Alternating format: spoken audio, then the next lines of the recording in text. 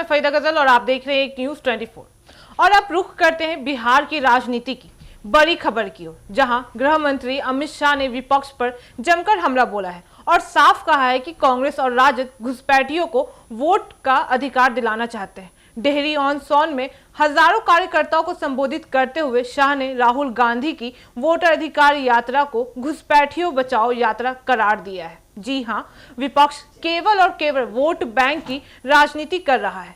शाह का तर्क था कि जब घुसपैठियों को मतदाता सूची में शामिल किया जाएगा तो सबसे बड़ा नुकसान बिहार के नौजवानों को होगा। उनके मुताबिक घुसपैठी यहां रोजगार छीन रहे हैं, असली नागरिकों का हक खा रहे हैं और अब अगर उन्हें वोटिंग का हक दे दिया गया तो वे बिहार की राजनीति और लोकतंत्र को दोनों पर खतरा मंडराने लगेगा। जी हां, गृह मंत्री यही नहीं रुके, उन्होंने राजद पर सीधा वार करते हुए कहा कि फिरौती, अपहरण और हत्या वाली सरकार कभी भी बिहार को विकास की राह पर नहीं ले जा सकती है। उनका इशारा साफ था कि लालू यादव के राज्य में अपराध और अराजकता चरम पर था और अब वही राजद की सत्ता में आने का सपना देख रहा है। शाह ने जनता को संदेश दिया कि बिहार की तरक्की और सुरक्षा केवल नरेंद्र मोदी और नीतीश कुमार की जोड़ी ही सुनिश्चित कर सकती है, बाकी और कोई नहीं। उन्होंने मंच से लगभग 3000 से ज्यादा बीजेपी और एनडीए कार्यकर्ताओं से मुलाकात की और उन्हें जीत का मंत्र भी दिया। बता दें कि उन्होंने कहा है कि चुनाव केवल सत्ता पाने का साधन नहीं है, बल्कि बिहार की अस्मिता और भविष्य की लड़ाई भी है और इस बार बिहार की जनता विपक्ष की साजिशों को पहचान चुका है।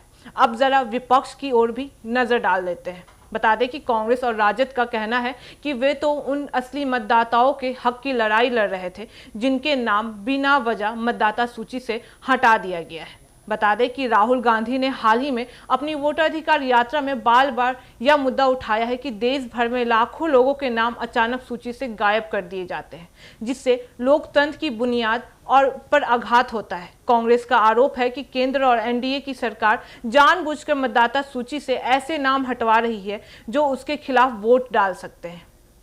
जी हां, लेकिन अमित शाह ने कांग्रेस के इस अभियान पर पलटवार करते हुए कहा है कि यह यात्रा असल में घुसपैठियों के अधिकार बचाने के लिए चलाया गया है। उन्होंने सवाल यह भी उठाया है कि क्या विपक्ष सच में बिहार की जनता के लिए काम कर रहा है या फिर केवल अपने वोट बैंक को मजबूत करने के लिए घुसपैठियों को वैध मतदाता बनाना चाहता है। अमित शाह का यह भी कहना था कि अगर एनडीए सत्ता में रहा तो किसी भी हालात में मतदाता सूची में घुसपैठियों के नाम जोड़ने की अनुमति नहीं दी जाएगी और जो पहले से गलती से जुड़े हुए हैं उन्हें हटाने का काम तेजी से हो जाएगा। यह पूरा विवाद अब चुनावी मौसम में बड़ा मुद्दा बन चुका है। एक ओर बीजेपी और एनडीए घुसपैठ के मुद्दे को लेकर जनता में सुरक्षा और राष्ट्रवाद की भावना जगाना चाहते हैं, तो वहीं दूसरी ओर कांग्रेस और राजद लोकतांत्रिक अधिकारों और वोटर सूची की पारदर्शिता का मुद्दा उठा रहे हैं। दोनों पक्षों के बीच यह जंग केवल बयानबाजी तक सीमित नहीं है, बल्कि अब यह जनता के दिल और दिमाग को साधने की कोशिश भी मानी जा रही है।